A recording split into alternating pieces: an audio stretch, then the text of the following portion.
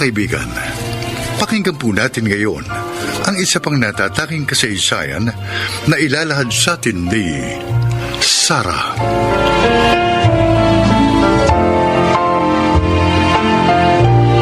Marami ang nagsasabi na maganda akong babae. Katunayan, ligawin ako. Pero ako yung tipong conservative. Wala akong sinagot maliban sa isa, si Haskell. Gwapo, mabait, mapagmahal at hardworking. Pero dahil sa kahirapan, tutol sa kanya ang aking ina. At sa halip ay meron siyang lalaking nirereto sa akin. Ito ang naging takbo ng aming relasyon ni Haskell.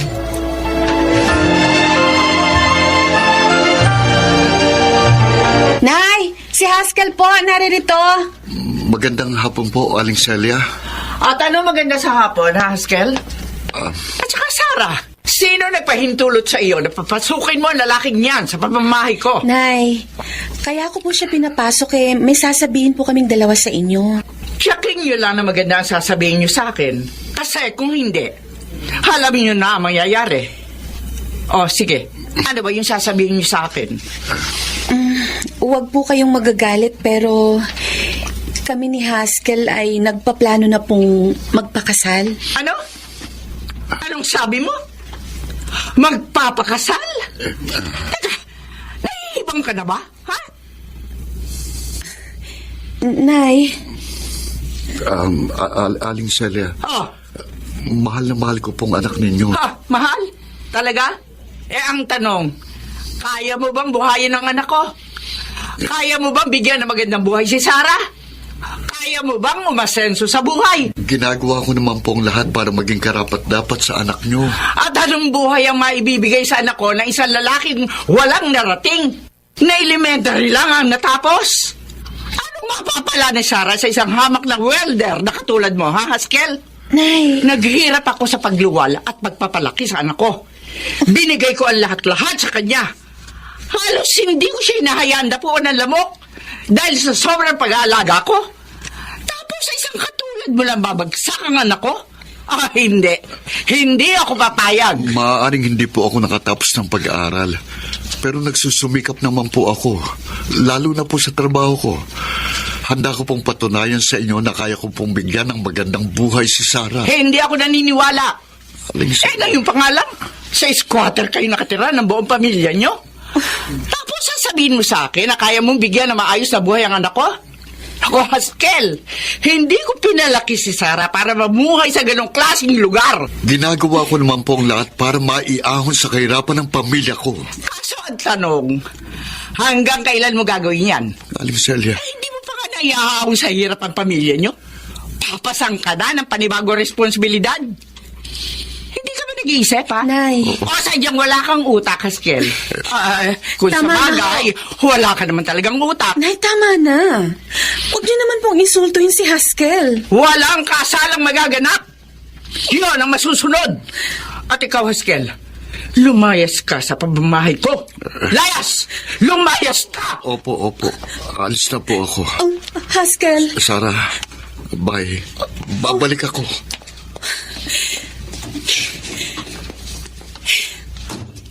Nay, Gumising ka nga sa katotohanan, Sarah. Wala kang mapapala sa lalaking yun. Aanin mo naman ng pagmamahal kung wala ka namang makain. Sarah, hindi kita pinalaking tanga. Basta hindi si Haskell ang lalaking gusto kong mapangasawa mo. at kanino niyo naman po ako ipapakasal? Kay Mark? Oo. Kasi si Mark ang makapagbibigay sa iyo ng isang magandang buhay. Bukod sa mahal na mahal ka ng lalaking yon, mas magiging mabuti siyang asawa sa iyo. Paano niyo naman po nasabi yun? Alam ko kung ano makabubuti sa iyo. Ina mo ko. Basta sa ayaw at sa gusto mo, si Mark ang pakakasalan mo.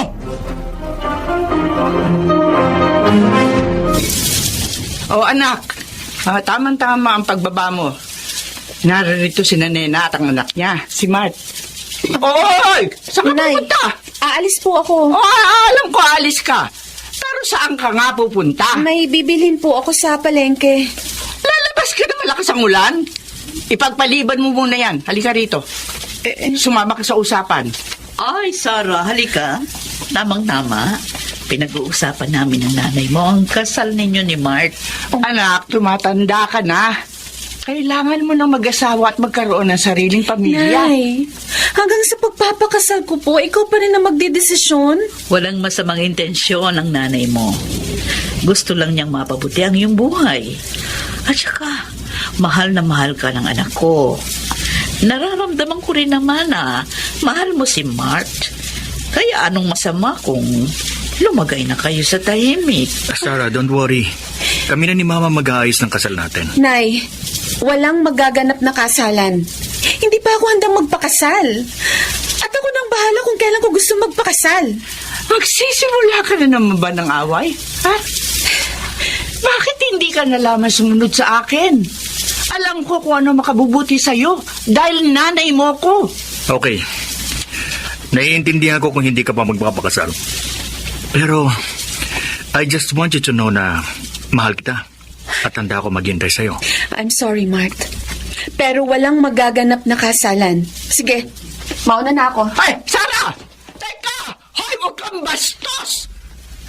Sarah! Sarah!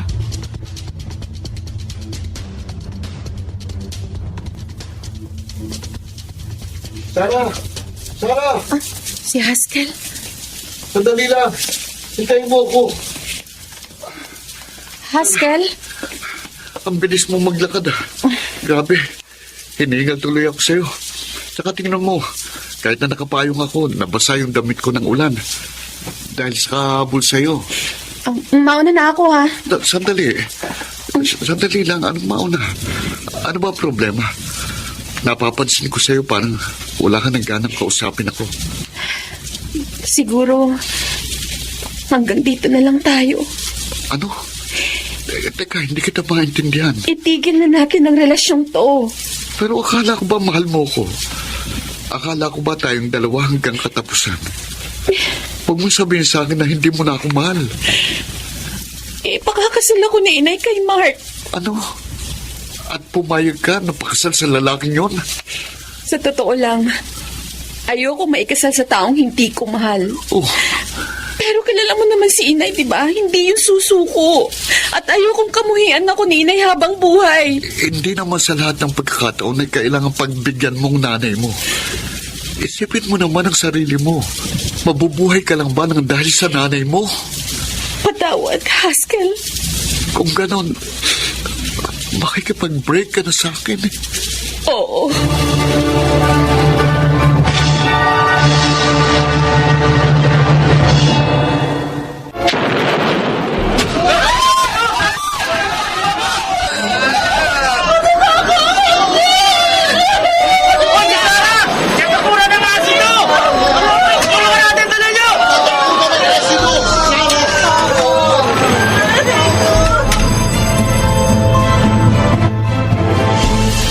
Dok, kumusta na pong anak ko? Sa ngayon, Mrs., nagpapahinga na ang anak nyo. Hindi sa tinatakot ko kayo, Mrs. Grabe yung nangyari sa pasyente, ha? Bakit po, Dok? Ano po bang nangyari sa anak ko? Nanuyot at nasunog ang balat niya, bunga ng muriatic acid na tumapon sa buo niyang katawan. Oh, Diyos ko. Matindi yung mga natamo niya. As in, may mga parte ng balat niya ang natunaw at nagkadikit-dikit. Hindi. Nadali din po ang kanang mata niya. Ibig niyo sabihin, Dok, nabulag na ang kanang mata ni Sarah. Tatapatin ko na kayo, Mrs. Sa lagay ng pasyente, wala na po talagang pag-asang bumalik sa dati ang itsura niya. Ngayon, pwede siyang sumailalim sa operasyon para maisaayos po ang mukha at katawan niya. Pero kailangan niyo ng malaking halaga. Bukod doon, maraming operasyon ang kakailanganin para maigalaw niya ang buo niyang katawan. Tatanggalin natin yung mga nanikit na balat, lalo na sa bahaging leeg. Diyos ko. Bakit po ito nangyari sa anak ko? Pasensya na po talaga, Mrs. Pero sa napansin ko, malakas po ang loob ng pasyente. At alam ko, makakaya niya ang pagsubok na ito sa kanyang buhay.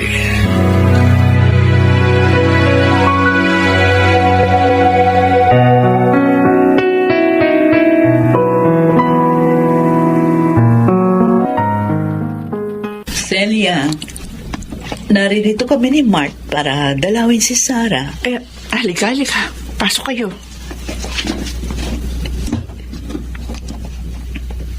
Tita Nena, Mart, Oh, buti na padalaw kayo. Sarah, bakit nagkaganyan ka? Anong nangyari sa'yo? Na-aksidente si Sarah sa pinagtatrabahuhan niya. Natapunan ng muriatic acid ang buo niyang katawan. Buti na nga lang, nabuhay siya. oh, anong sabi ng doktor tungkol dun sa nasunog na balat niya? Sa pagkakaalam ko, malabo nang bumalik ang dati niyang itsura dahil natapunan ng asido. Oo, Nena. Malabo nang bumalik sa dati niyang itsura ang anak ko. Ano, Mart? Mamahalin mo pa rin ba ako? Kahit ganito ng itsura ko.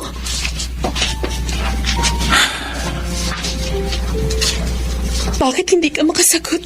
Mart, kung mahal mo ang anak ko, kahit ano pa itsura niya, mamahalin mo pa rin siya. Ano? Pakakasalan mo pa ba ako? I'm sorry, Sarah. Pero parang hindi ko kaya.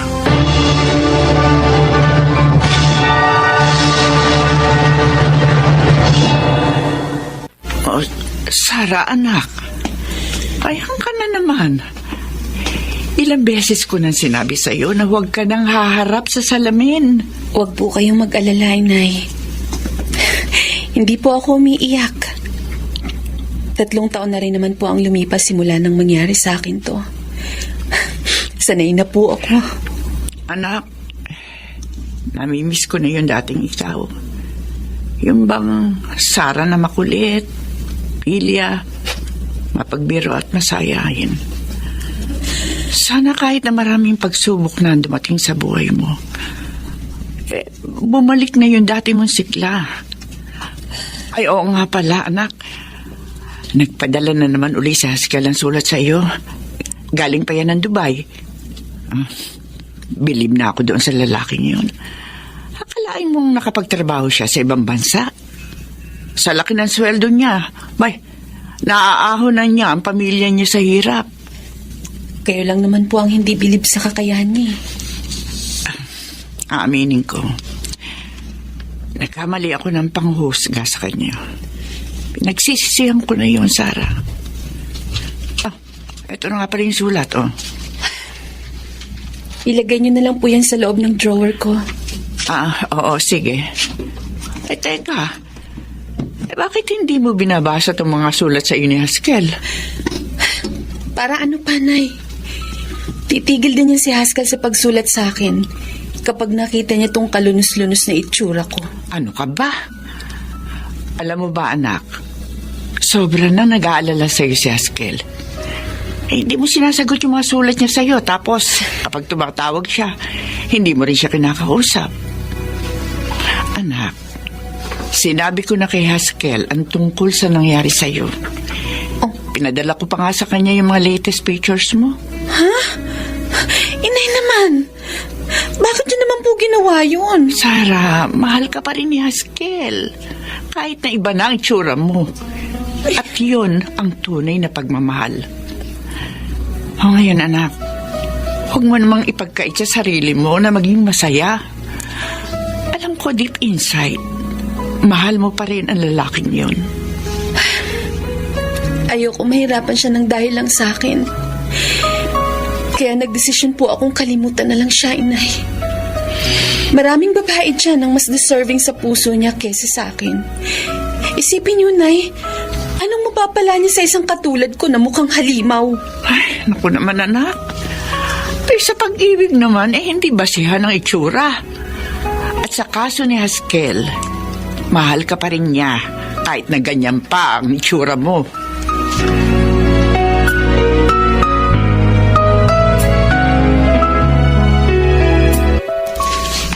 Sarah?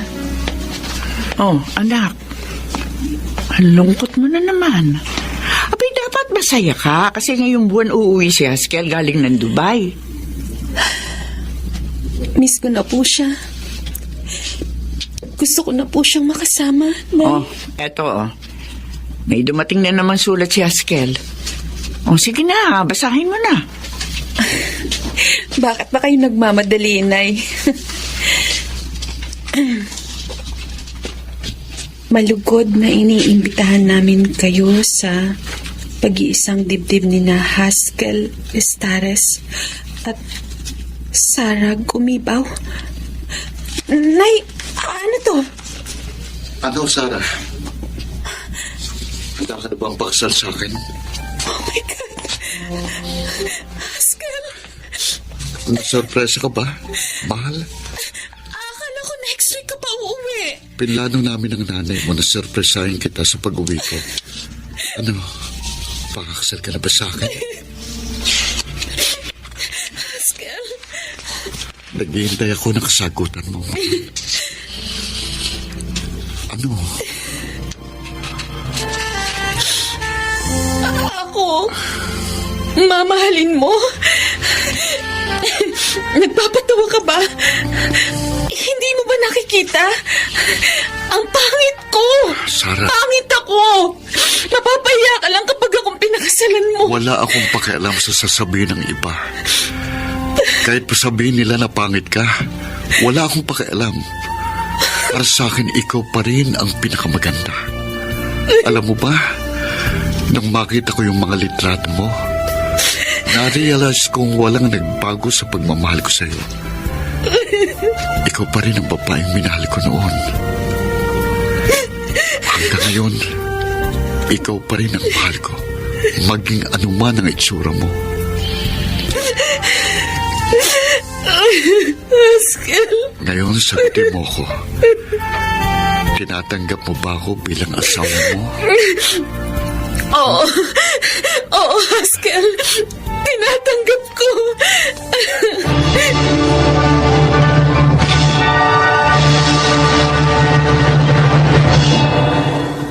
Sa hinaba-haba ng prosesyon ay sa simbahan din ang tungo. Naikasal din ako kay Haskell at yun na ang isa sa pinakamasayang araw sa buhay ko. Sa ngayon, 20 taon na kaming mag-asawa. May 2 na rin kaming anak at dahil sa sipag ng asawa ko, ay nakaipon kami ng pera para maoperahan ng aking balat. Oo, iba na ang itsura ko ngayon. Hindi man bumalik ang aking kagandahan noon, pero hindi na nakakatakot ang aking itsura. Salamat sa Panginoon, wala na akong mahihiling pa. Ako si Sarah at ito ang aking buhay. Mga nagsiganap, Phil Cruz, Susan Robles, Rosana Villegas, Maynard Landicho Jr., Lionel Benjamin, at Jenaline de la Cruz. Naglapat ng angkop na tunog, Jerry Mutia, sa musika ni Buboy Salonga. Supervisyong teknikal, Eric Lucero at Bong Boyar. Creative Consultant, Phil Cruz. Production Assistant, Anching Cruz. Ito'y mula sa panulat ni Krishna Senga. Sa direksyon, Salvador M. Royales. Ito ang aking buhay.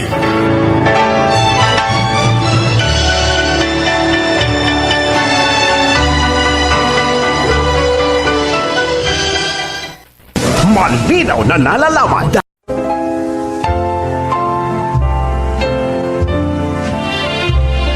Mga kaibigan, sa araw na ito, inyong maririnig ang natatanging kasaysayan na ilalakad ni Monami.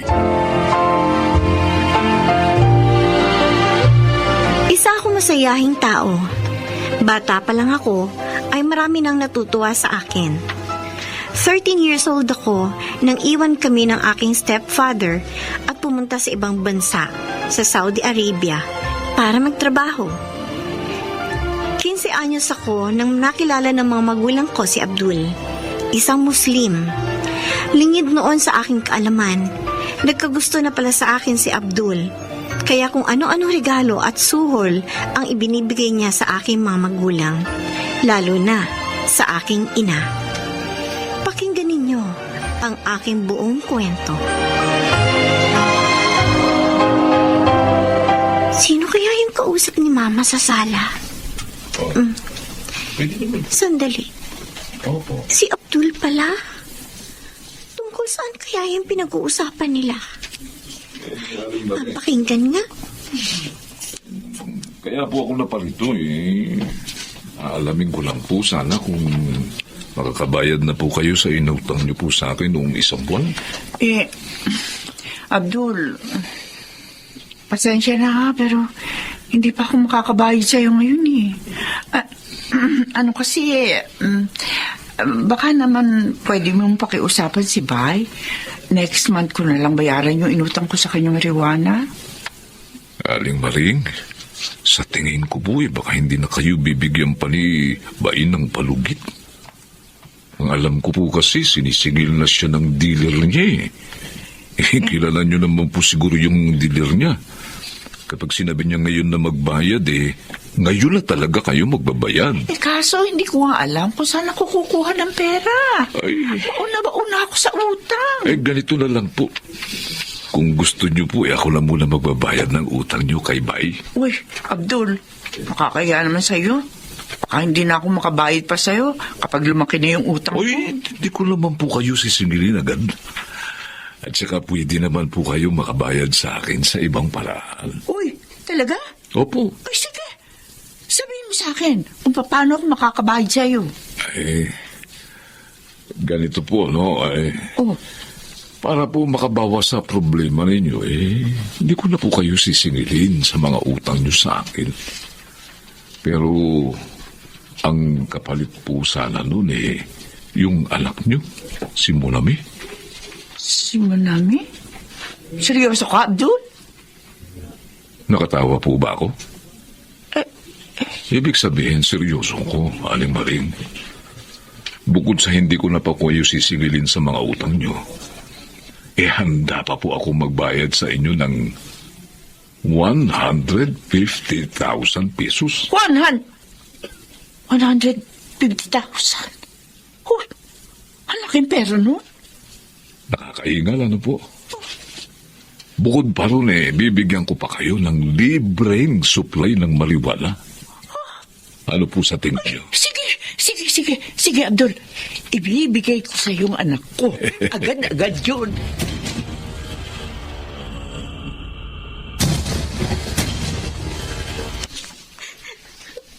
Ano? Bakit ka umiiyak dyan? Narinig ko po yung usapan ninyo ni Abdul kanina. Ninibenta niyo po ako sa lalaking yun. Nakapalit ng pera at droga.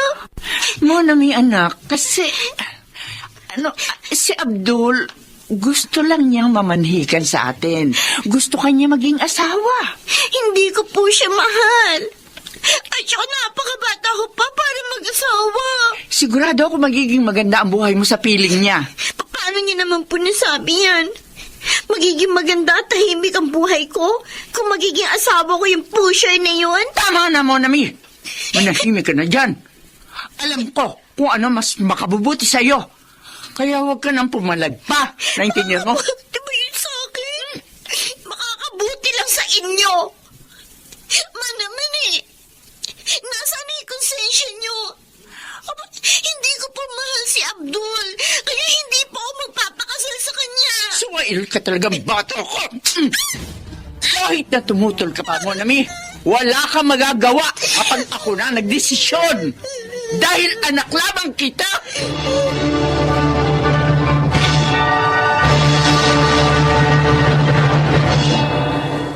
Ano, Abdul? Kumusta na yung anak ko na asawa mo na ngayon? Palagi po kami nag-aaway. Gusto niya umalis ng bahay ko. Ba, hindi ko pinayagan. Kaya kinandado ko na lang sa bahay imbis na masaktan ko na lang siya. Matigas talaga yung ulo ng batang yun eh. Pagpasensyahan mo na lang ha. Siya nga pala. Dala mo na ba yung pinangako mo sa akin? Opo. Oh, ito po, yan. Ilan? 5 sasi yan. Oh, ayos! Next week ko na lang babayaran to ha. Basta magbayad kayo sa takdang oras na para hindi na tayo nabubulilyaso kay Bay. Dapat to, huwag na kayo magmaliwan na mahal yan sige po, uwi na lang ako para magawa nyo na yung gusto nyo.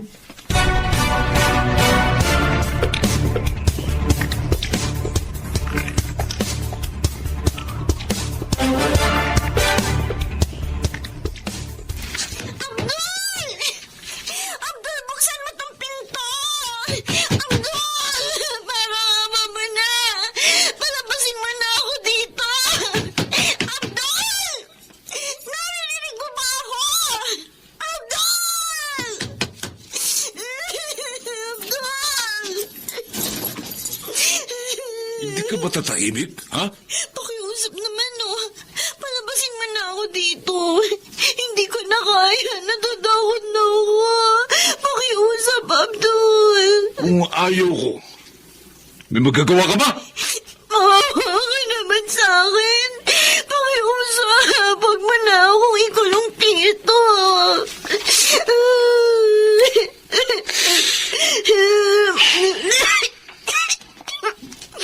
Managan akong bagala usok ng yosi mo. Gusto mong palabasin na katira ito sa Bartolida, ha? Alam mo naman, madali ako kausap Palalabasin kita, kahit anong oras. Pero sa isang kondisyon, ha? Sige, sige. Ano ba yun? Gagawin ko lahat ng sasabihin mo. Palapasin mo lang ako dito. Hindi, sige. Paligayahin mo ako uli ngayong gabi. Pero Abdul... Ano piro-piro? Party-arte ka pa dyan Asawa naman kita Dapat nga ibigay mo sa akin yung katawan mo nang hindi na pumapalag. Palag ka pa ng palag Ha? Abdul, yun ang ginagawa mo. Nagtatanong ka pa? Nakikita mo naman naguhubad na ako, di ba? Lumayo ka. Hindi kita mahal. Hindi. Ingay mo, ang dami mong naknak dami mong reklamo Tama, lumayo ka sa akin. Tama, tumahimik. Lumayo ka. Ha?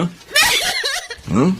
Gusto mo ba, ha? Lumayo ka sa akin. Magubad ka na Abdul, wag. Wag. Pag sinabi kong hubad, ayaw mo please ako na maghuhubad sa'yo. Hindi ko mamali ng isang halimaw na tulad mo.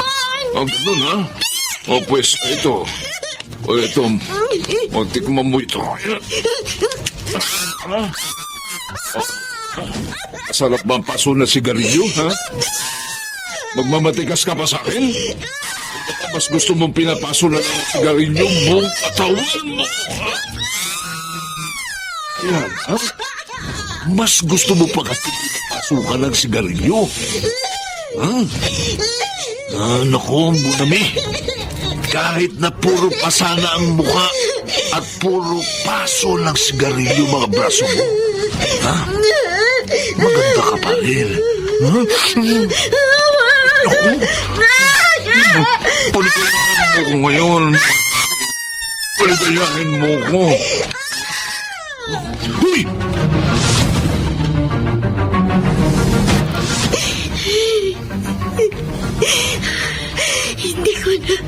Hindi ko na kaya ipagmamalupit at paglapastangan sa akin ni Abdul. Ay, Diyos ko, tulungan niyo po ako makaalis sa ito.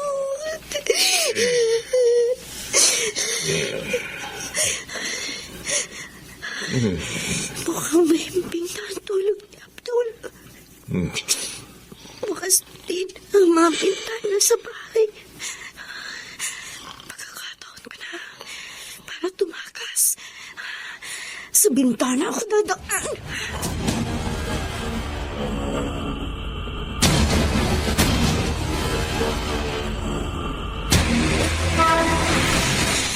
Diyos ko, ano po bang gagawin ko? Hindi ko po alam kung saan ako matutulog ngayong gabi. Nagugutom na rin po ako. Hindi pa ako kumakain simula kaninang umaga. Diyos ko, tulungan niyo naman po ako. Iha? May hinihintay ka? Ate, ano po eh? Wala po. Wala ka bang mauwian? Wala po. Taga saan ka ba? Taga Pampanga po. Ang layo mo pa pala. Wala ka bang kamag-anak o kakilala dito sa Marikina? Marikina na po ito. Oo. 3 araw na po kasi ako naglalakad. Minsan sumasabit po ako sa jeep at sa bus. Pagod na nga po ako. Halata nga sa itsura mo. Mabalik tayo doon sa tanong ko kanina, no? May kamag-anak ka ba dito sa Marikina? Wala po. Lahat po sila nasa Pampanga. Ang totoo po niyan, tumakas lang po ako sa asawa ko. Pinagmamalupitan po kasi ako ng asawa ko. Nakahanap lang po ako ng tiyempo para tumakas. Pagod na po kasi ako sa pananakit niya sa akin eh. Ganun ba? Halika. Sumama ka sa akin doon sa opisina. Nandun din ang aking mister. Ipakikilala kita sa kanya. Ano po Huwag kang mag-alala. Mabubuti kaming tao. Kami ng asawa ko ang may-ari ng gasolinahan na ito. Halika na. Kumain ka muna at mukhang gutom na gutom ka. Pagkatapos, magpahinga ka na. Salamat po.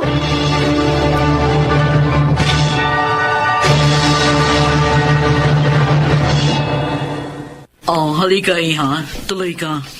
Salamat po, ate. Laki po pala ng bahay niyo. By the way, ako nga pala si Attorney Lorna. Tapos si Attorney Steve naman ang aking mister. Masyado siya nga pala ngayon dahil ngayon ang delivery ng mga langis. Anyway, ano nga palang pangalan mo? Ako po si Monami. Taga saan ka nga uli sa Pampanga? Taga Mabalacat po ako. May anak ka na ba? Wala pa po. Anyway, patitirahin kita sa dorm ng mga tauhan namin. Diyan lang yung sa likod. Eksakto. May isang bakante pang higaan at saka huwag ka mag-alala. Puro mga babae ang makakasama mo. Talaga po? Yes. At kung gusto mo magkatrabaho, pwedeng-pwede ka magtrabaho dito sa gasolinahan namin. Naku, Attorney, salamat po talaga. Gustong-gusto ko po talaga magtrabaho. Pangako po, pagbubutihan ko po ang pagtrabaho ko dito sa gasolinahan ninyo. Hindi po kayo magsisisi sa akin. Mabuti naman kung gano'n. Ilan taong ka na ba? 15 anyos po. Sabi ko na nga ba, menor de edad ka pa. Nakapag-aral ka ba?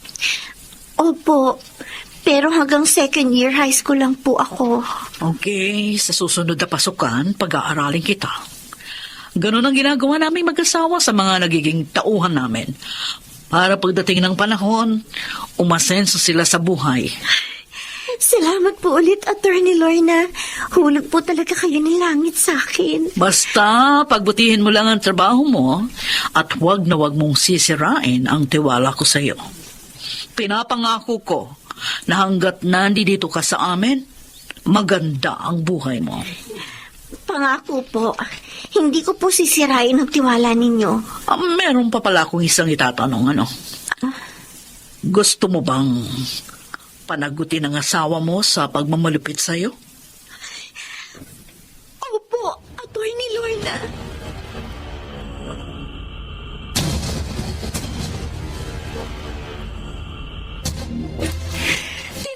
Sinaktan ka ng anak ko? Oo!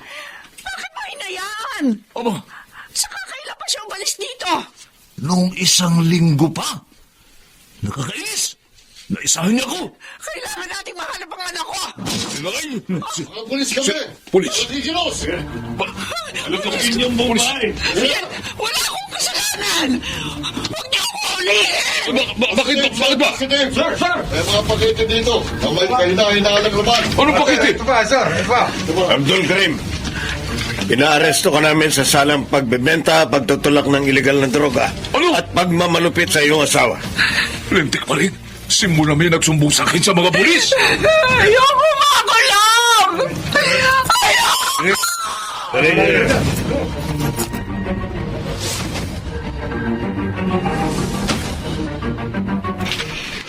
Ma'am Lorna, ano pong balita? Nahuli na po bang asawa ko? Oo. Nahuli na si Abdul kasama ang nanay mo. May nakitang mga illegal drugs sa bahay ng asawa mo. Si Mama, nakulong din? Oo.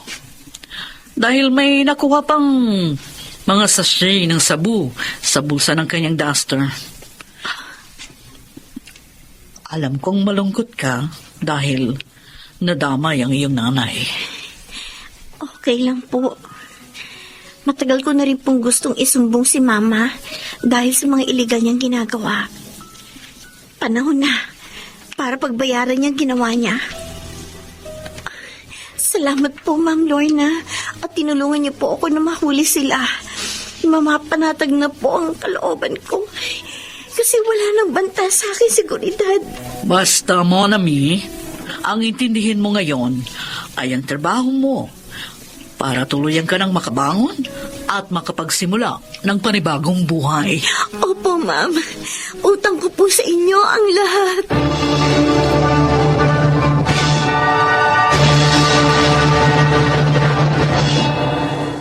Tuluyan na akong nakapagbagong buhay. Masaya po ako sa aking trabaho kina Attorney Lorna. Parang kapamilya na rin po ang tuling nila sa akin. Nag-aaral na rin po ako at kasalukuyang nasa grade 10. Alam ko pong marami pa akong bubunuin sa buhay, pero handa akong magtiis para pagdating ng panahon ay maabot ko ang aking pangarap.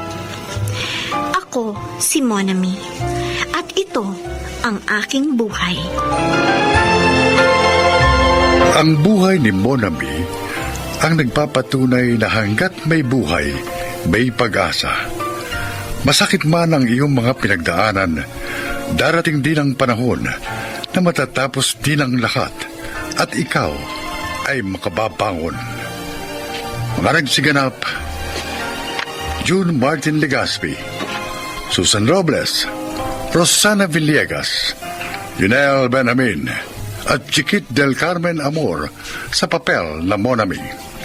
Naglapat ng angkop na tunog Jerry Mutia, sa musika ni Buboy Salonga, supervisyong teknikal Eric Lucero at Bong Muyar, creative consultant Phil Cruz, production assistant Anching Cruz. Ito'y mula sa panulat ni Krishna Senga, sa direksyon Salvador M. Royales. Ito ang aking buhay.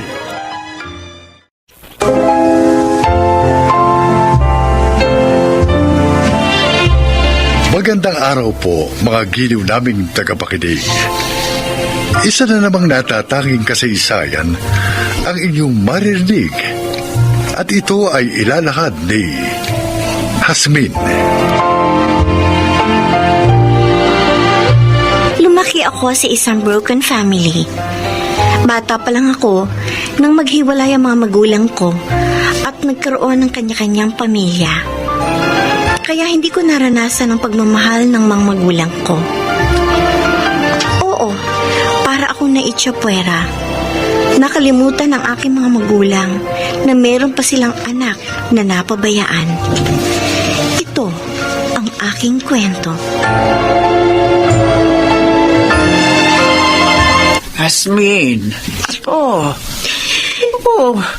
iniiyakan mo na naman yung litrato ng mga magulang mo. Ay, hapo ko. Halika nga rito. Ayakap nga. Lola, wala na po ba talagang pag-asa na mabuo yung pamilya namin? Asmin, hindi ko alam kung paano ko sasabihin ito. Pero kailangan natin tanggapin na hindi na mabubuo pang muli ang pamilya nyo. May kanya-kanya ng kinakasama ang mga magulang mo. Masaya na sila sa buhay nila. Pero Lola, paano na po ako? Paano na po kami ni Emil? Abay, nandito pa naman kami ng lolo mo Nagmamahal kami sa inyo. Isipin nyo na kami ang mga magulang nyo. Lola, tinutukso po ako doon sa eskwela. Pinapasukan ko. Kaya siya galing daw ako sa sirang pamilya. Naiinggit din po ako sa mga kaklase ko na may buong pamilya. Kapag may parent-teacher meetings, ako, walang magulang na makapunta. Ay, sige, apo. Sa susunod, dadalo na kami ng lolo mo kapag mayroong meeting ulit ng mga magulang sa eskwelahan nyo. Hindi lang kasi kami nakadalo kasi nirarayuman kami ng lolo mo. Pasensya ka na sana, apo, ha? Oo, huwag ka na magtampo sa amin. Hindi naman po ako nagtatampo sa inyo ni Lolo. Pero, apo, masaya ka ba naman sa piling namin? Opo. Pero kasi Lola, gusto ko rin pong maranasan na mahalin ng sariling magulang. Si Itay, si Inay. Hindi ko po naramdaman sa kanila na mahal nila kami ni Emil. Pero mahal ka naman namin ng lolo mo, di ba? Kung sa bagay naiintindihan kita. Iba pa rin ang pagmamahal na nagmumula sa sarili mong mga magulang. Pero Hasmin, handa naman kaming magpakamagulang ng lolo nyo sa inyong dalawa ni Emil. Sisikapin namin pantayan ang pagmamahal na gusto nyong maranasan sa inyong mga magulang.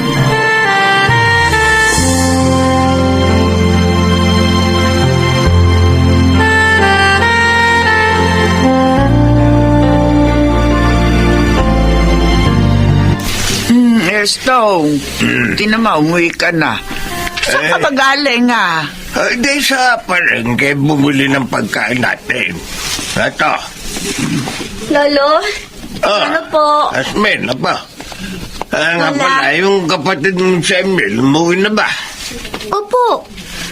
Kanina pa po siya umuwi galing ng eskwelahan Nasa likod bahay lang po siya, naglalaba. Ay, tawagin mo na yung apo natin at sabay-sabay na tayong kumain apat. Sige. Tatawagin ko na si Emil. Emil!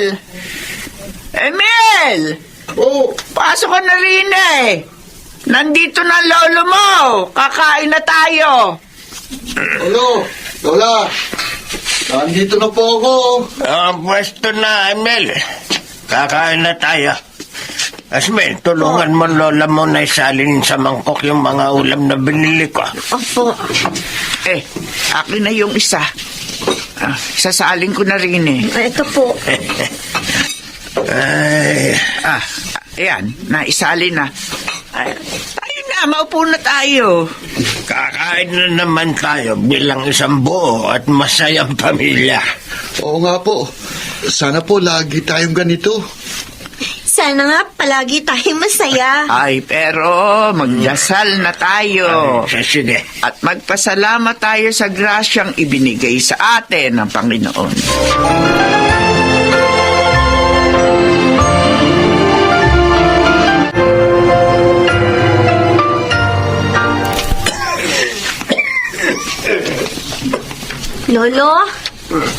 Lolo, nandito na po ako. May dala po akong basang bimpo. Punasan ko na kayo, ha? Salamat na po.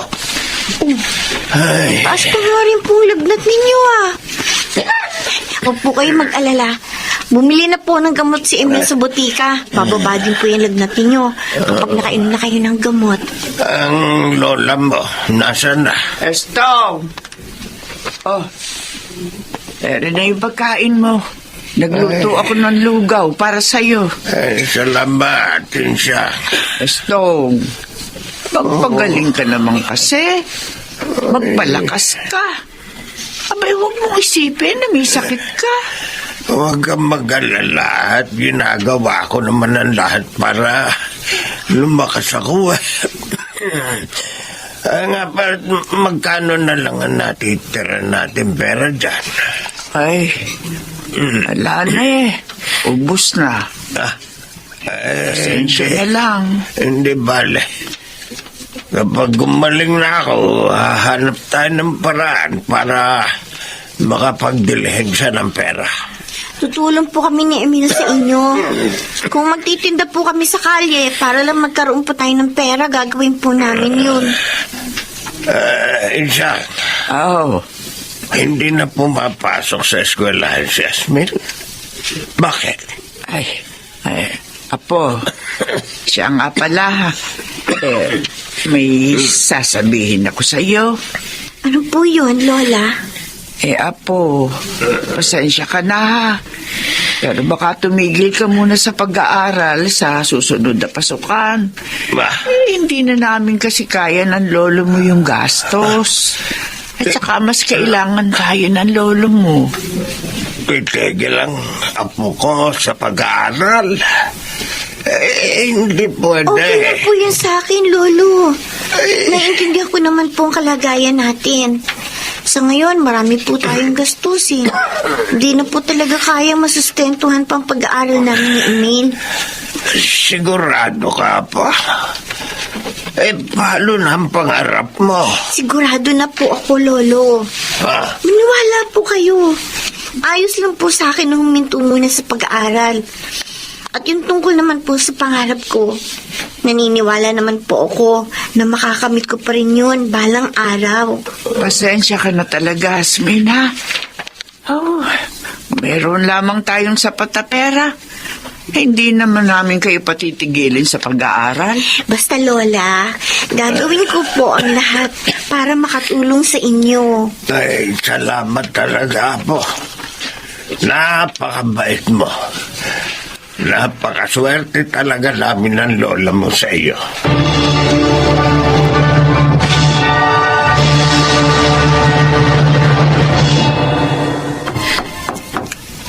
May tao sa labas. Asmin, pwede bang ikaw na magbukas ng pinto, Apo? Sige po, Lola.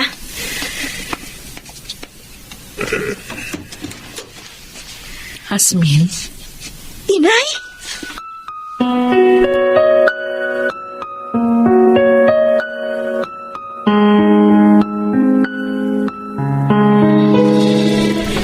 Hindi niyo po sinabi sa akin, Itay, na may sakit kayo. Paano namin sasabihin sa'yo samantalang abala ka sa buhay pamilya mo. Ayaw na namin makaistorbo pa sa'yo. Ano naman ang sadya mo rito, Isay? Gusto ko lang pong makibalita sa inyo kung ano nang lagay ninyo. Oo, maaaring hindi po ako nakakapunta rito, pero hindi naman po ibig sabihin nun nakalimutan ko na kayo. Ano ba ang sadya mo? Tay, Nay, kasi bala ko sanang kunin si Hasmin. Ano? Well, bakit naman? Para makabawi naman ako sa anak ko. Sa hinabahaba ng panahon, ngayon mo lang naisip yan. Marami po akong pagkukulang sa kanya, pero handa naman akong bumawi sa aking anak. Bala ko po siyang pag-aralin uli. Hasmin, ano sa palagay mo? Sasama ka ba sa nanay mo? Gusto ko rin po makasama kayo. Kaso, Inay, may iwan ko po sina lolo't lola. Hindi, wag. Wag mo kaming intindihin, Apo. Sige na. Sumama ka na sa nanay mo. Nandito pa naman si Emil. At saka alam ko naman na dadalaw ka pa rin dito sa amin, di ba? Opo, Lolo. Dadalaw pa rin po ako sa inyo dito. Hindi ko po kayo makakalimutan. Kaya samantalahin mo na ang pagkakataon, Apo. Abutin mo na ang mga pangarap mo.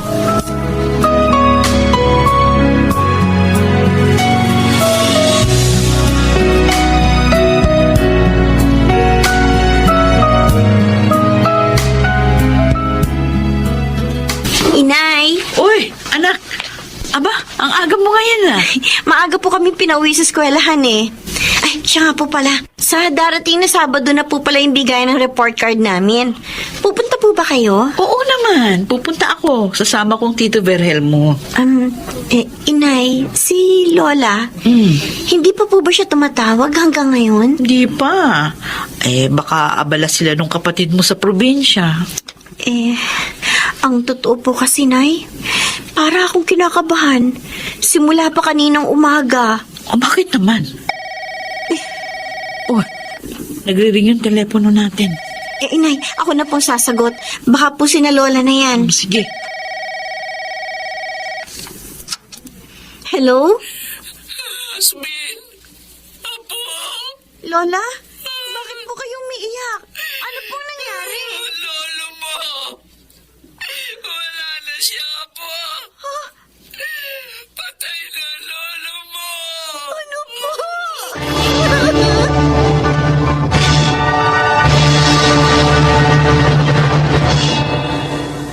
Nay? O anak, halika rito. Tulungan mo ako magsusi. Marunong ka ba nito? Opo. Pero, Inay, kaya po ako lumapit sa inyo. Kasi gusto ko po kayong kausapin. Tungkol saan? Bala ko sana maghanap ng trabaho. Oh. Para makapagpadala po ako ng pera kina Lola sa probinsya. Paano yung pag-aaral mo? Bala ko po sanang tumigil muna sa pag-aaral. Ha? Para makapaghanap po ako ng trabaho mapapasukan. Sigurado ka? Paano na yung mga pangarap mo? Yung mga pangarap ko naman sa buhay mananatili pa rin po yun sa akin habang buhay. Pero sina Lola, hindi po habang buhay. Makakasama natin sila. Gusto ko po siyang tulungan hanggat nabubuhay pa po siya. Alam ko na kailangan nila ng tulong ko. At kahit man lang po sa maliit na paraan makatulong ako sa kanila.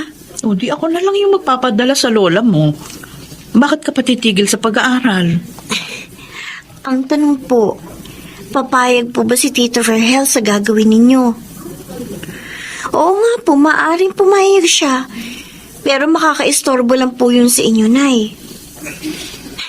Aminin po natin, may iba na po kayong pamilya. Ako, si Lola at saka si Emil ang pamilya ko. Halos buong buhay ko po sila lang ang nakakasama ko. Maraming sinakripisyo sa akin si Lola para lang mabuhay kaming magkapatid. Panahon naman po siguro na ibalik ko ang utang na loob sa kanya, Nay. Gusto ko po na ako mismong tumulong sa pamilya ko. Alam mo anak, napakaswerte ng lola mo sa iyo. Meron siyang apo na katulad mo. Nakukonsensya tuloy ako dahil ikaw yung gumagawa ng tungkulin ko. Wala akong magagawa. Maasa lang din ako sa aking asawa. Sige anak, good luck. Ipagdarasal kita palagi bago ako matulog na sana makahanap ka ng maganda at maayos na trabaho.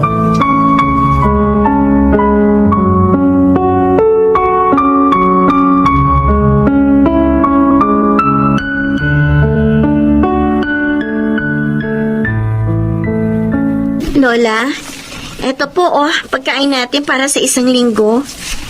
Marami na po akong binili para hindi na tayo problema pa. Abay, baka naman wala ka ng pera niyan, ha? Huwag po kayong mag-alala. Bukod po kasi sa trabaho ko, nag-online selling din po ako. Malaki po ang kinikita ko sa pagbibenta ng mga damit. Ay, Apo, may kumakatok sa pinto. Ikaw na magbukas, ha? Opo. Anak, kasama ko Tito Virhelmo. Nandyan ba lola mo? Pasok po kayo ni Tito Verhel, Nay. Oh, Isay. Anong ginagawa niyo rito ng asawa mo, ha? Magandang hapon po. Ay, Narito po kami para bumisita sa inyo. Ay, siya nga po pala. Eto, tanggapin niyo po ang pasalubong namin. Ayan. Oh, maraming salamat sa mga sariwang prutas. Maupo kayo. Upo. Buti naman Salamat po, po. Inay. Bumisita kayo sa amin. Kaya kami pumunta dito kasi may mahalaga kaming ipapakiusap sa lola mo, Hasmin. Nay, baka naman pwedeng sumama na kayo sa amin sa bahay. Kasama sina Hasmin at Emil. Pinag-usapan na po namin ito at pabor po ako sa gusto ng anak niyo. Para magkasama-sama na po kayo ng anak ninyo. Oo nga. Gusto kasi namin kayong makasama. Huwag kayong mag-alala. Kami nang bahala sa inyo. Aalagaan namin kayo, mamahalin. Babawi po ako sa mga pagkukulang ko sa inyo. Gustong-gusto po ng anak ninyo na mabuong muli ang kanilang pamilya. Sana po sumama na kayong tatlo sa amin. Ay, ikaw, Hasmin, apo. Ano ba sa palagay mo? Opo, Lola. Sumama na po tayo sa kanila. Matagal ko na pong hinihiling sa Diyos na magkasama-sama na tayo. Eto na po yun.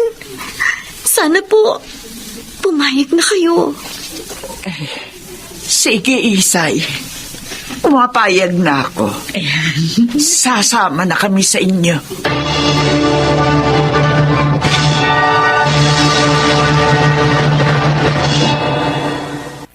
At nabuo na rin sa wakas ang aming pamilya.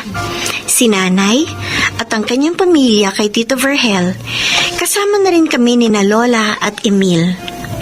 Sa ngayon ay masaya na kami at punong-puno ng pagmamahalan. Ako si Hasmin at ito ang aking buhay. Wala nang masasaya pa kung buo ang pamilya at punong-puno ito ng pagmamahalan at pagkakaunawaan. Naway maging inspirasyon ang buhay ni Yasmin sa bawat pamilyang Pilipino. Mga nagsiganap, Lionel Benjamin, Susan Robles, Rosana Villegas, June Martin Legaspi at Chiquit del Carmen Amor sa papel na Yasmin. Naglapat ng angkop na tunog Jerry Mutia sa musika ni Buboy Salonga. Supervisyong teknikal Eric Lucero at Bong Muyar. Creative Consultant Phil Cruz. Production Assistant Anching Cruz. Ito'y mula sa panulat ni Krishna Senga. Sa direksyon Salvador M. Royales. Ito ang aking buhay.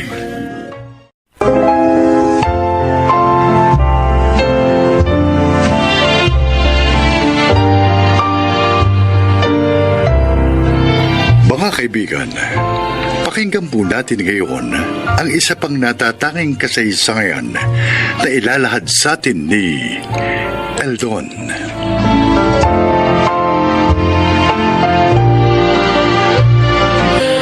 Walong taon bago nagkaanak ang aking mga magulang. Akala nila hindi na sila magkakaanak pa. Kaya naman laking tuwa nila nang isilang ako. Lalong naragdagan yon ng ipanganak ni inay si Lara. At dahil sa pagsisikap ng aming mga magulang, naibigay nila sa amin ng maayos na buhay. Pakinggan po ninyo ang aking paglalahad.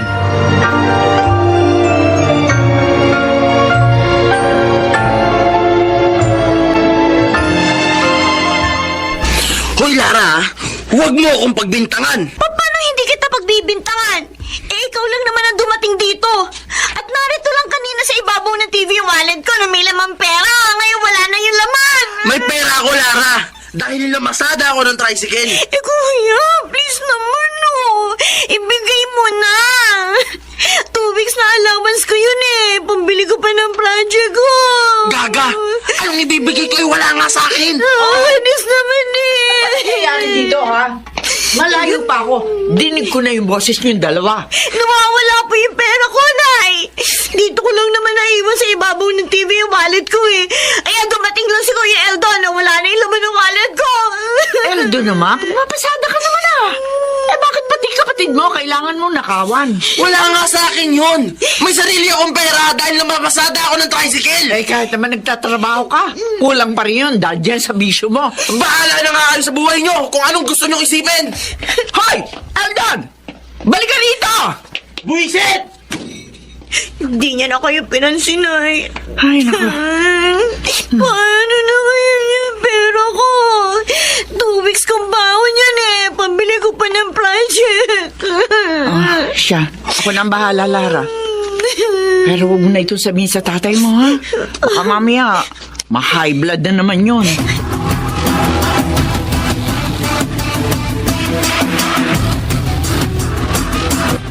Talagang mahirap kasamang ganun, Lara. May pera naman siya eh.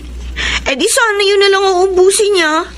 Hindi lang pera at alas niyang pwedeng mawala. Pati mga kasangkapan niyo. Ano? Ang masakit pa, kapag lulong na sila sa droga, hindi na nila kilala ang kamag-anak. Kaya nga yung iba, napapatay kahit sarili nilang magulang. Diyos ko. Huwag naman sana magkagano ng Kuya Eldon ko.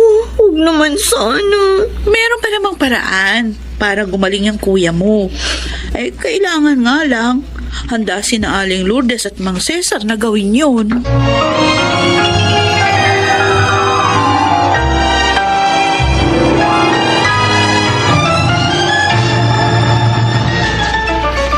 Lourdes, nakita ko sa labas ang bunso natin.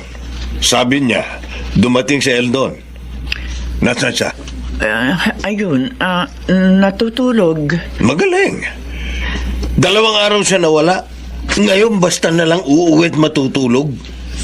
Nasaan yung boundary ng tricycle? Eh, ubus na raw eh. Ba't talaga namang... Hindi pwedeng ganyan, Lourdes. Sobra na siya. Dahil sa bisyo niya, pati kabuhayan natin winawaldas niya. Kailangan iparehab na natin ang lalaking yan. Binanggit ko na sa kanya ang tungkol doon. Pero ayaw niya, Cesar. Tatakas daw siya kapag pinilit natin siya.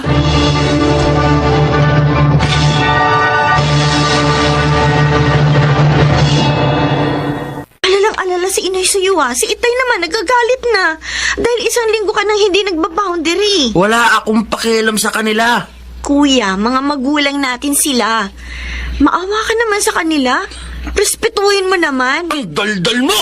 Bakit mo ko sinuntok? Dahil daldal ka ng daldal!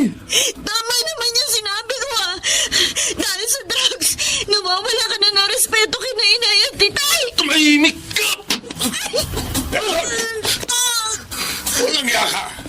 Bakit mo sinaktan ang kapatid mo? Madaldal siya eh! Pakialamera! Nagagalit ka dahil totoo sinasabi niya. Sana naman kayo naglimayin ng barkada mo. Sana naman kayo bumatak. Wala na kayo ron! Walang yaka! Tado ka, ha? Bad trip kayo ah! Kinakampihan niyo pa ang babaeng yan! Dahil napastangan ka! Sabihin mo, bakit sinanla mo ang tricycle na ipinapasada mo? Bakit? Sasaktan ako! Buti nga hindi ko pa ibinenta ang tricycle niyo eh! Walang yaka! Sa halip na humingi ka ng tawad, yan pa sasabihin mo? Ha? Anong klase kang anak? Itay! Itay, bakit mo? Ano po nararamdaman niyo? Sakit! Ang ulo ko!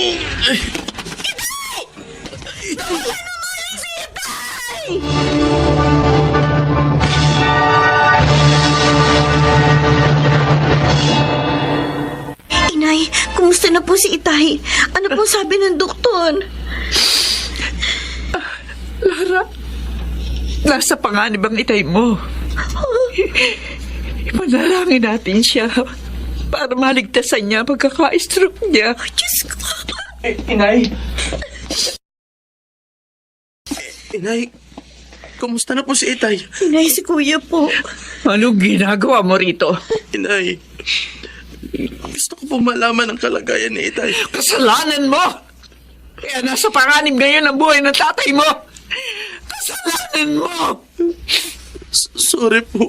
Sumail ka! Hindi naman kami nagkulang sa'yo. Pero ano ang ginanti mo? Ang sakta ng damdamin namin. Patawad po, Inay. Lumayas ka dito. Lumayas ka! Hindi ka namin kailangan! Inay, wag po.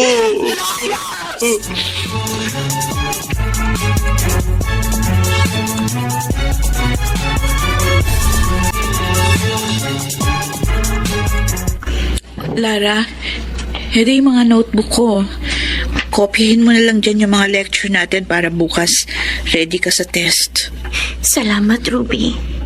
Kumusta na si Mang Cesar? Ayun, naiuwi na namin siya kahapon, Inay. Kaya nga hindi ako nakapasok eh. Kasi tinulungan ko si Inay.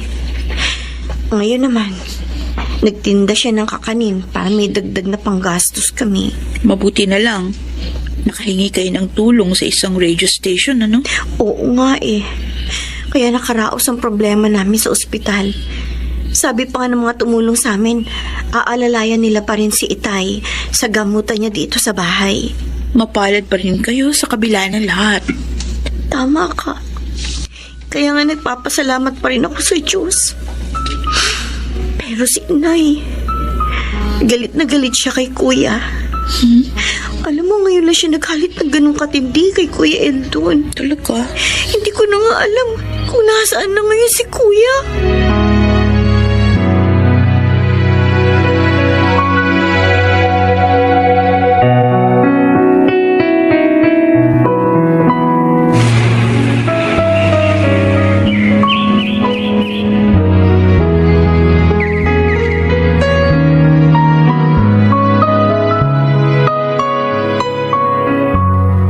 Eldon, mahigit 2 taong ka rin nawala. Halos hindi kita nakilala, pare. Iba na itsura mo ngayon, ah. Bagong buhay na ako, Bogs. Nagtatrabaho na ako sa mall. Oo, talaga. Oo, nung ma-stroke si Itay, palayasin na ako ni Inay. Natauhan ako. Pinagsisihan ko ang lahat ng pagkakamali ko. Pre, kapag nasa katawan mo na ang shabu, hindi mo na maiaalis yun. Hindi ka na makapagbabago pa. Huwag kang magagalit, ha? Pero hindi totoo yun. Oh.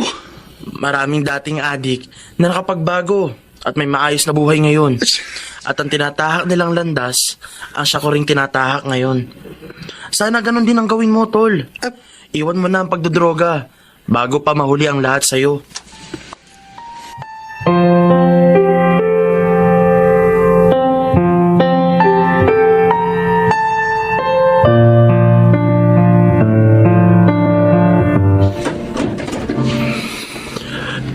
Inay, Eldon, nagbalik po ako, Inay, upang ipakita sa inyo ang pagbabago ko. Matagal ko na pong iniwan ng shabu. May maayos na nga po akong trabaho ngayon. At nakakaipon na rin po. Pwede ko na po kayong matulungan, Inay. hindi namin kailangan ng tulong mo. Suwail ka! Umalis ka rito. Kung hindi po ninyo ako kayang patawarin, tatanggapin ko po. Pero sana lang, huwag niyo pong ipagkait sa akin na matulungan kayo. Sa pamamagitan man lang nito, mabawasan ang bigat ng kalooban ko. Eldon, kahit po ituring niyo na lang akong ibang tao, basta lagi ko lang po kayo makita na pamilya ko.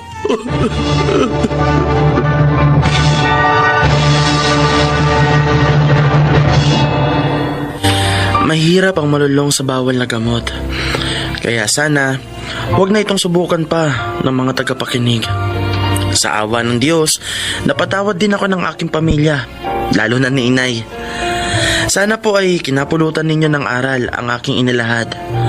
Ako po si Eldon, dating adik, at ito ang aking buhay.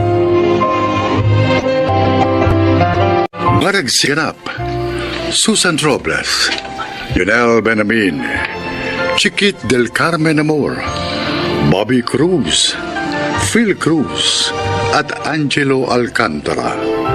Naglapat ng angkop na tunog Jerry Mutia. Sa musika ni Boboy Salonga. Supervisyong teknikal Eric Lucero at Bong Muyara. Creative Consultant Phil Cruz. Production Assistant Anching Cruz. Ito'y mula sa panulat ni Telma Corporal Alcantara at sa direksyon ni Salvador M. Royales. Ito ang aking buhay.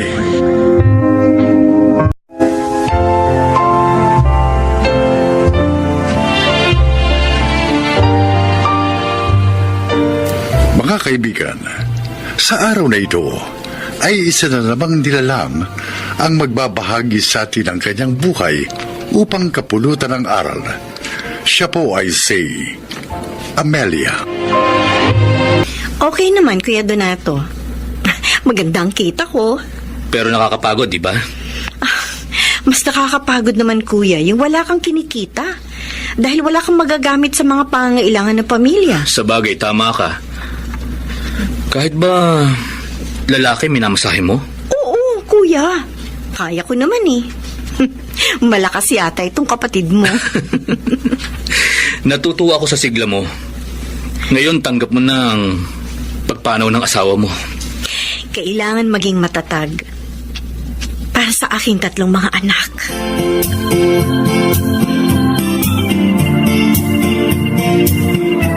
Maglilinis tayo ng bahay ngayon, Rina.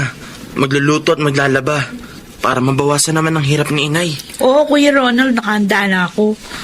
Wala na naman akong gagawing assignment dahil tinapos ko na lahat kagabi. Alam mo, naawa ako kay inay. Hindi madaling magmasahe. Masakit sa katawan yon. Lalo na pag marami ka nang namasahe. Kami nga rin ni Bunso naaawa sa kanya.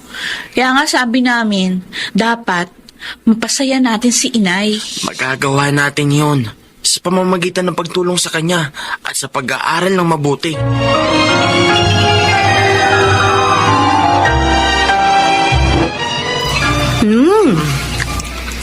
Ang sarap nito sinigang na isda. Okay ang timpla mo, Rina. Nagustuhan ni inay.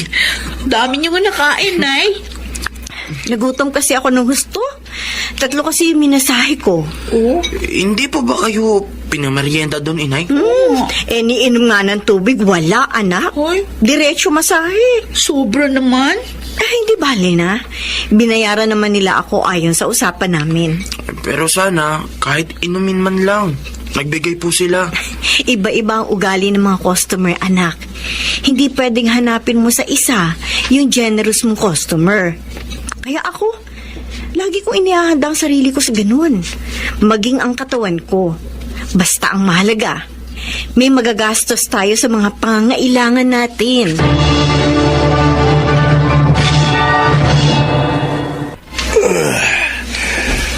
Ang sarap mo talagang magmasahe, Amelia. Ang gaan ng pakiramdam ko. Salamat po, Sir Marlon. Si Ma'am Ho, hindi po ba magpapamasahe? Magpapamasahe rin. Sabi niya sa akin sa text, nandito na siya in 10 minutes. Kaya magmerienda ka muna. Ipaayos ko tuloy kay Manang Inday yung mga canned goods na ipauuwi ko sa'yo. Naku, maraming salamat po. Lagi na lang kayo may pabaon sa akin. Dahil gusto namin ng misis ko ang trabaho mo. Lalo na ako.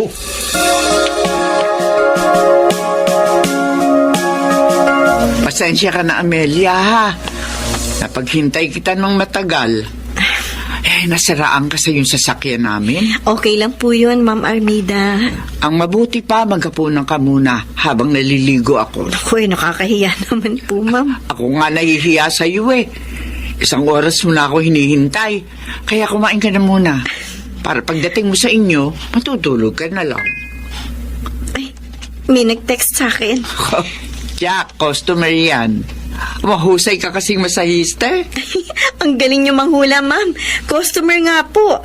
Si Sir Marlon. Magpapamasahe daw po siya bukas. Wala talaga akong maipinta sa masahe mo. Ang sarap. Salamat po, Sir Marlon. Masarap ng magmasahe Maganda pa. Sir, ang kamay ko po. Oh, tayong dalawa lang naman ang narito sa kwarto, Amelia. Kaya kahit ano magagawa natin. Ano bang ibig niyong sabihin? Alam mo kung anong gusto ko. Huwag kang mag-alala. Gagawin kong triple ibabayad ko sa'yo.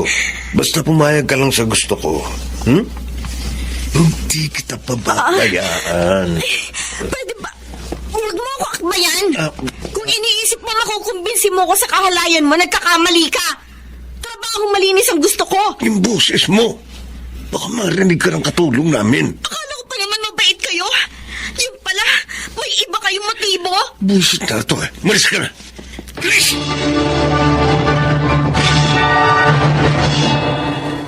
Hindi ko akalaing ganun ang tingin niya sa akin, mga anak. Akala ko pa naman, mabait si Sir Marlon. May masama palang motibo. Ang sama niya. Ang sarap bugbugin. Kuya Ronald, wag. Makakasuhan ka nila kapag ginawa mo yun. Magkakaproblema tayo. Tama si Rina, Ronald. Kalilimutan niyo na lang yun. May mga pagkakataong kahit galit tayo, dapat pa rin maging mahinahon upang maiwasan natin ang kapahamakan. Huwag niyo na silang puntahan, Nay. Kahit natawagan pa kayo ng asawa niya.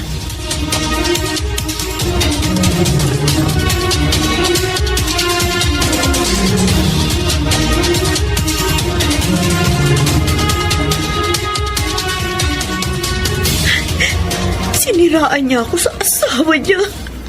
Ho, bakit po kayo umiiyak? Ikaw pala, Rina. Wala. Masakit lang ang ulo ko. Nay, alam ko po hindi totoo yun. Kasi may kausap kayo sa cellphone yung kanina. Tapos nun, umiyak na kayo. Bakit po ba? Nasaktan lang ako, anak. Tumawag kasi ang asawa ni Sir Marlon at pinagsalitaan ako ng masakit. Kaya siya inakit ko daw ang asawa niya. Malamang yun yung sinabi ng Marlon na yung sa asawa niya. Para hindi na kayo kuning masahista. Okay lang naman sa akin yun. Dahil talaga naman hindi na ako pupunta sa kanila para maiwasan siya. Nasaktan lang ako sa sinabi ni Ma'am. Di bale, Nay. Pag nakatapos na kaming mag-aral, hindi na kayo magmamasahe pa. Promise yan.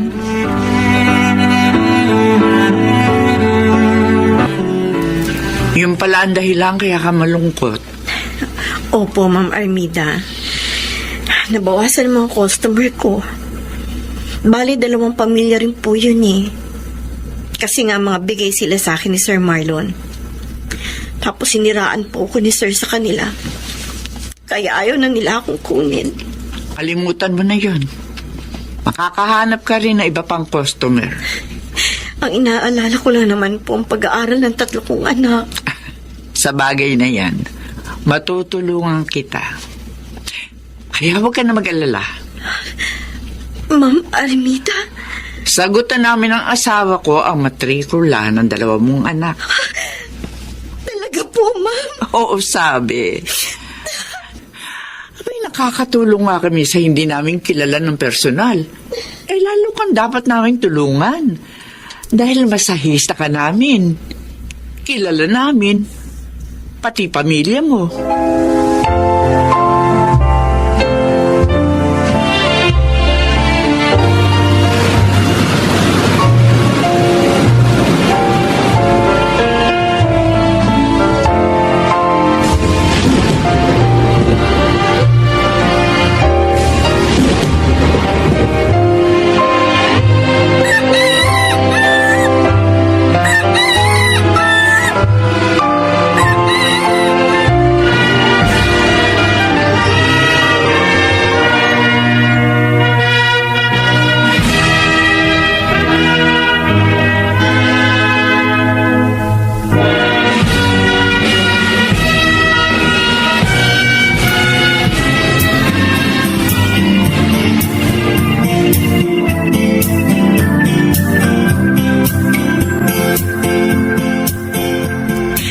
Binabati ko kayo, Ronald. Rina, sa wakas, natapos din ninyo ang inyong kurso. Dahil po yun sa pagsisikap at pagtatsagaan nyo, Inay. Nay, utang po namin sa inyo ang aming tagumpay. Mga batang ito, paiiyakin na naman ninyo ako. Umiiyak na nga ako nang sabitan ko kayo ng bulaklak eh. Totoo lang po ang sinasabi namin, Inay. At dahil tapos na kami ng pag-aaral, tutuparin na namin yung pangako sa inyo, Nay. Hindi na kayo magmamasahe pa. Kayo naman ang paglilingkuran namin. Tama, kami na lang po ang mamasahihin nyo.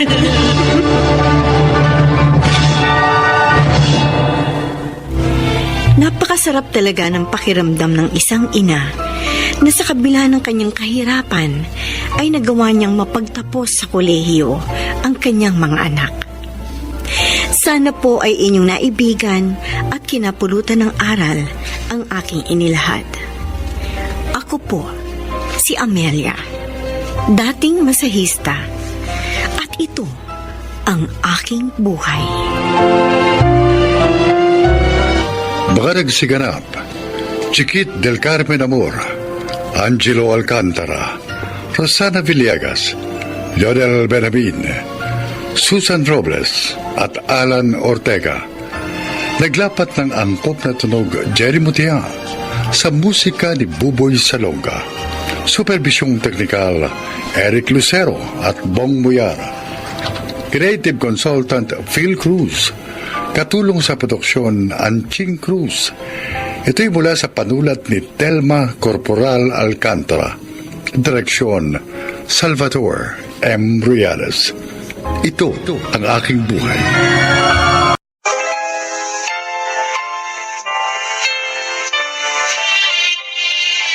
Tatlong anak ko, ngunit 2 na lamang ang nabubuhay. Dahil namatay sa isang aksidente ang pangalawa ko. Mula noon, naging overprotective na ako sa aking mga anak. At kung maaari lang, naikulong ko na lamang sila sa bahay para walang mangyaring masama sa kanila. Gagawin ko.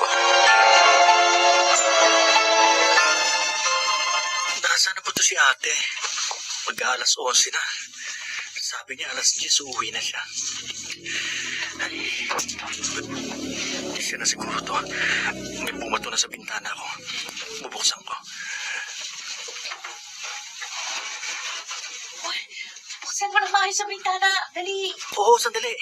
Oh, kumapit ka sa kamay ko. Paolo? Si Mama. Ate, bilisan mo na pagkakit sa bintana. Hindi nakalak ang pinto ng kwarto ko. Baka mahuli tayo ni Mama. Oo. Sandali lang. Isang pa ako na lang. Hindi ko pa naapak eh. Dali. Bilisan mo. Oh, dahan-dahan sa pagbaba. Baka marinig tayo. Paolo! Sige na, magayos ka ng itsura mo. Ma, sandali lang ako.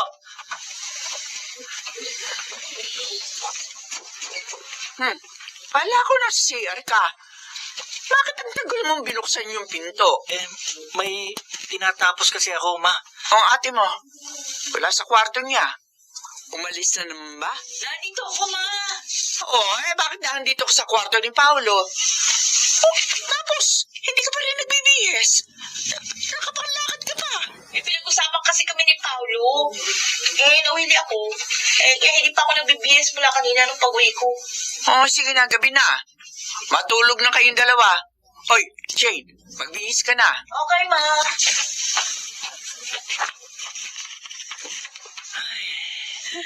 Akala ko mahuhuli na tayo. Bakit kasi ginabi ka na naman? Nag-jam lang kami ng mga friends ko. Nag-catch up. Kayo talaga mga babae, oo.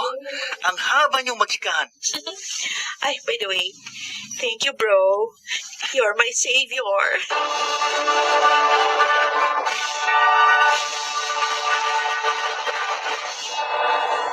Sigurado ka bang hindi ka magta-try out? Sayang naman ito, Paolo. Kapag naging varsity player ka ng school natin, libre na tuition mo. Oo nga sana eh. Pero nagsabi na ako niya kay Mama. Nung high school pa ako pero hindi niya ako pinayagan. Malay mo ngayon, payagan ka na. Hindi yung papayag. Subukan mo lang. Wala namang mawawala sa iyo eh. Anong wala?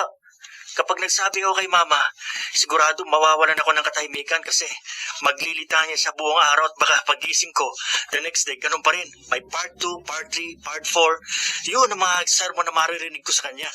Pero gusto mong mag-basketball, di ba? Hindi lang gusto. Gustong gusto. Gusto mo. Samahan kita magpaalam kay tita. Di lalo ako nakagalitan. Iisipin nun, naghanap ako ng kakampi.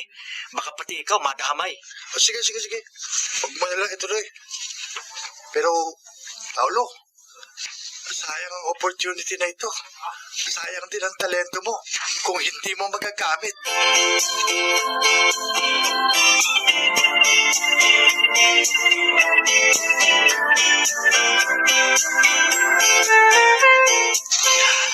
Maraming salamat dito sa dala mong leche plan, Irma. Ako, paborito to ng dalawang ko. Naku ate, ang daming umorder niya sa akin ngayon. Nag-deliver nga ako dyan sa katabi niyong bahay. Tapos sakto, may kinuha akong uniform ni Carl doon sa patahian. Malapit dito, kaya sabi ko, mabuti pang dumaan na rin ako dito sa inyo. Uniform ni Carl? Nagsisimula pa lang ang pasukan? Pinatahian mo na naman? Uniform sa varsity. Varsity yung panganay ko, hindi ba? Ay, oo nga pala. O si Paulo, di ba magaling sa basketball ang bunso mong yun, ate? Sabihin mo mag-try out sa basketball sa eskwela nila. Free ang tuition. Nag-iisa na lamang yan na estudyante. At kaya ko yung pag-aralin. Hindi ko kailangan pasalihin niya sa varsity. Ay, grabe ka naman. Ibig mo sabihin, ako hindi ko kayang papag-aralin si Carl kasi pinasali ko sa varsity? Hindi naman yun ang ibig ko sabihin. Ay, ate, pinaaandar mo na naman yung pagka-protective mo. Si Jane dati mahilig din sa volleyball, pero hindi mo pinasali. Kahit sa mga field trips dati, ayaw mong pasamahin. Nabuhay naman na maayos si Jane, ah. Kahit hindi nakakasama sa mga ka-eka na yan, di ba? O tingnan mo ngayon, may maayos ng trabaho. Karanasan ang pinag-uusapan dito. Pinagkakaitan mo sila ng pagkakataong maranasan ang pinagdaraanan ng mga kabataang kagaya nila. Alam mo, nasasabi mo yan? Kasi hindi ka namatayan ng anak eh. Ate, hindi naman ako ganito dati, di ba? Pero nang mamatay si Erwin sa aksidente sa motor, dahil pinayagan ko siyang lumabas kasama ng mga barkada niya, napagtanto kong dapat pala ay doble ang pagprotekta natin sa ating mga anak. Paano kung mabalian niya si Paulo dyan sa basketball na yan? Physical na laro yan. Paano kung madisgrasya yan habang naglalaro? Kaya bang tumbasan ng scholarship ang buhay ng anak ko? Hanggat kaya kong protektahan ang mga anak ko, gagawin ko yun.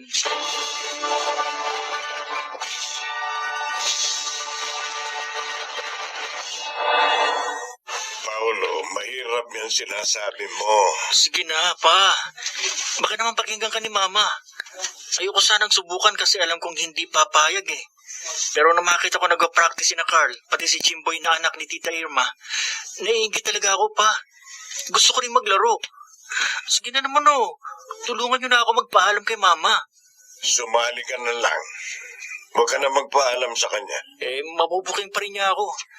Paano kung may magkwento sa kanyang kakilala niya? Jack, makakagalitan niya ako. Makakagalitan ka lang. Pero at least, makakapaglaro ka. Pa naman? Totoo sinasabi ko. Itago mo na lang sa mama mo na player ka ng varsity.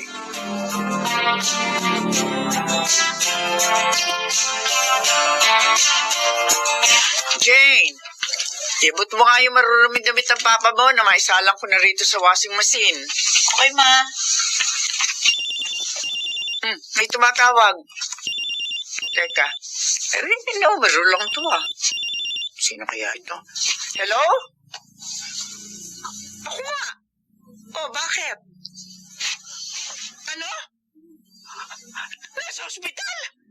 Sino, ma? Sino nasa ospital? Nasa ospital daw ang kapatid mo!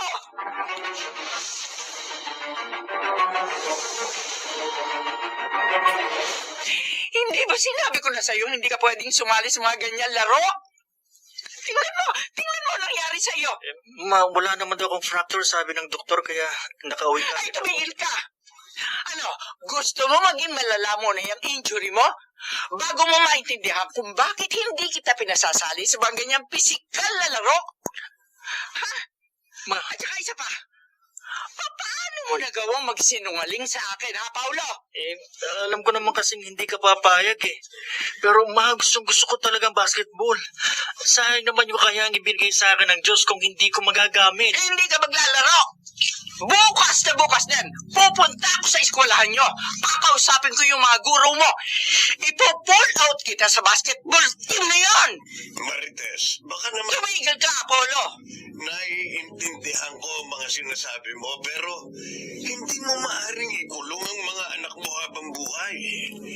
Kailangan nila lumabas sa comfort zone nila para matuto sa buhay. Hanggang nabubuhay ako, puprotektahan ko sila. Hindi na proteksyon ang ginagawa mo. Pinagkakaitan mo na silang mabuhay. Nasasabi mo yan dahil hindi ka isang ina. Walang katumbas ang sakit na mawala ng isang anak na dinala mo na siyam na buwan sa iyong sinapupunan. Inalagaan, pinalaki, hindi pinadapuan sa langaw o kaya naman sa labo. Hindi lang ikaw ang nasaktan nang mawala si Erwin.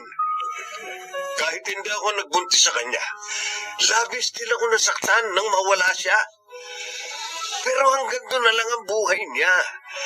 Kahit pa ikinulong mo siya noon sa bahay, mawawala pa rin siya sa atin dahil hanggang doon na lang ang oras na ipinahiram sa kanya ng Diyos. Sa ginagawa mo sa mga anak mo, para mo na rin silang pinapatay.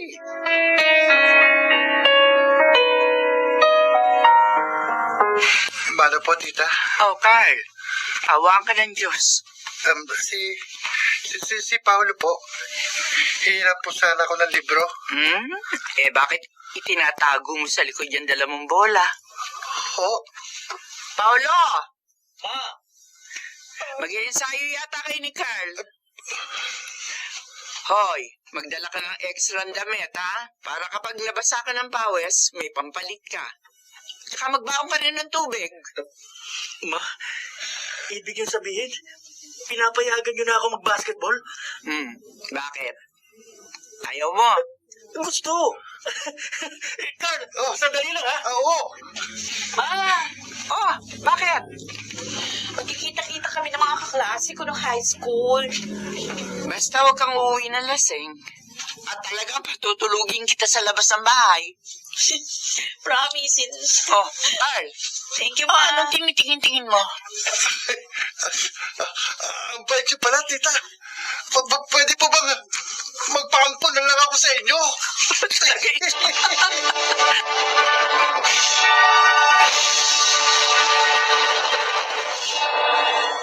Matagal bago ko naunawaan na hindi natin maaaring pigilan ang kaligayahan ng ating mga anak sa pagnanais natin na maprotektahan sila. May mga karanasang hindi natin maaaring ipagkait sa kanila. Bagamat nag-aalala tayo sa kanilang kaligtasan, wala tayong ibang magagawa kung hindi ang manalig sa Diyos na Siya ang mag-iingat sa ating mga anak. Ngayon, mas naging malapit kami sa isa't isa ng aking mga anak dahil mas nauunawaan ko na sila. Sa mga kapwa ko overprotective na ina, nawa po ay may natutunan kayo sa aking kwento. Ako si Marites, ang aking